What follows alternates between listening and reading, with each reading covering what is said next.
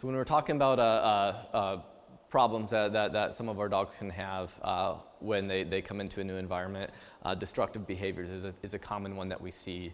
Oftentimes this is related to poor management in the home from the beginning, like the dog hasn't learned the rules. We've seen people that have adopted a dog when they've gotten home from work and just thrown it in their house and went to dinner. And then they've come home and the house is destroyed. And they go, I don't understand why this happened. So a lot of this, some of this type of behavior can be very preventable from the beginning if we just give our dogs some time and we stay with our dogs and we manage our dogs for those for that first little while when we adopt our dogs and bring them into our home.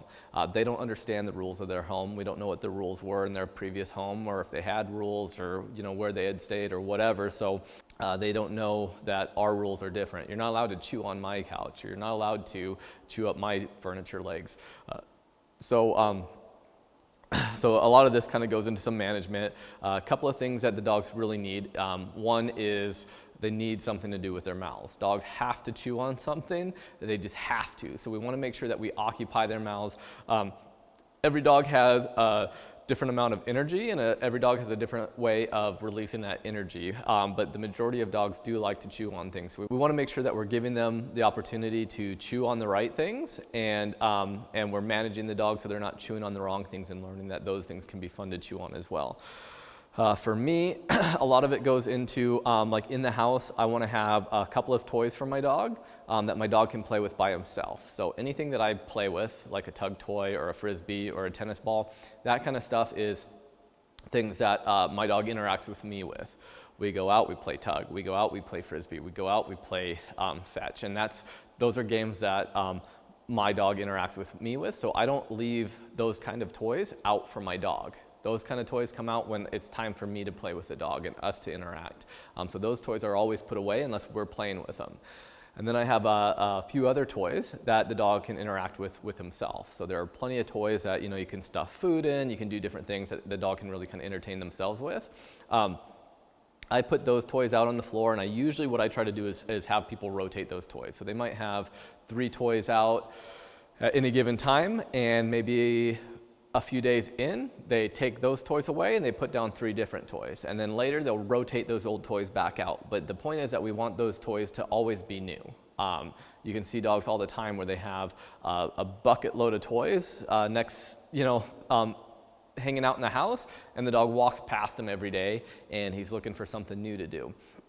And it's just because dogs get bored very easy. So we want to make sure that we keep that dog entertained. So rotating the toys is a big one to help keep the dogs entertained. Hanging out with the dog in the house and allowing the dog to make those mistakes. So if I'm hanging out in the house watching TV or whatever, and I see my dog starting to look for something to do, he wants to he's sniffing around, he's getting excited, he's got his energy, he's doing the little zoomies around the house or something. This is my opportunity to redirect the dog. I say, hey buddy, here's a toy, and I throw that on the floor. So one of the biggest problems that I see when it comes to working on some of these behaviors, like digging and potty training, is when we tell people you want to interrupt the behavior, we just mean interrupt it.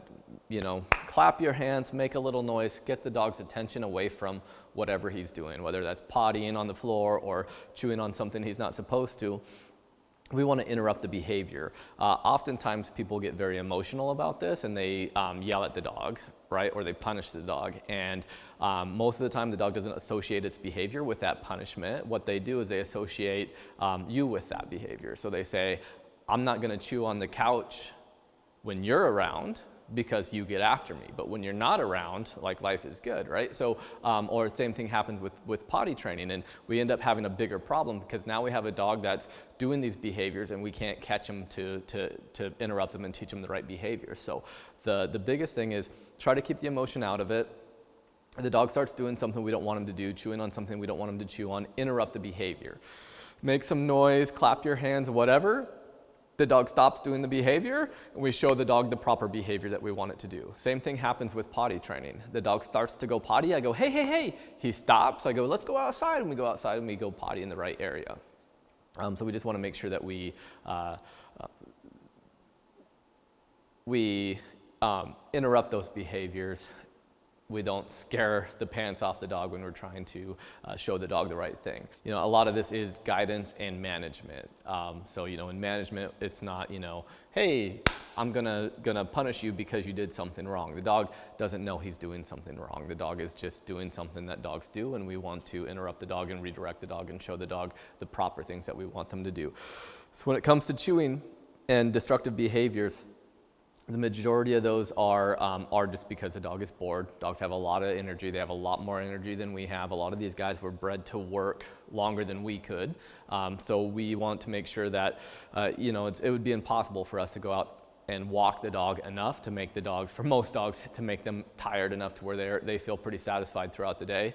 So we want to make sure that we're giving the dog the place for those energies. We're taking them out for walks, we're playing fetch with them, we're playing games with them, and then we're giving them things to do when we're not able to provide that stuff. We're giving them something to chew on, we're giving them something to do. So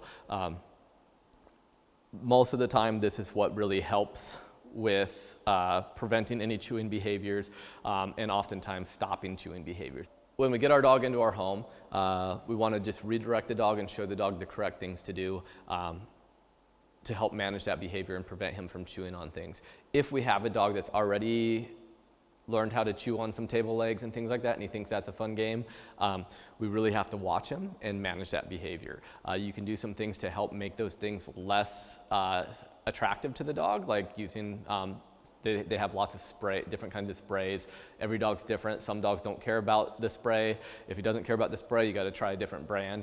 And we want to just kind of make the access to those things unavailable and give him the good things that we want him to do, make those more available.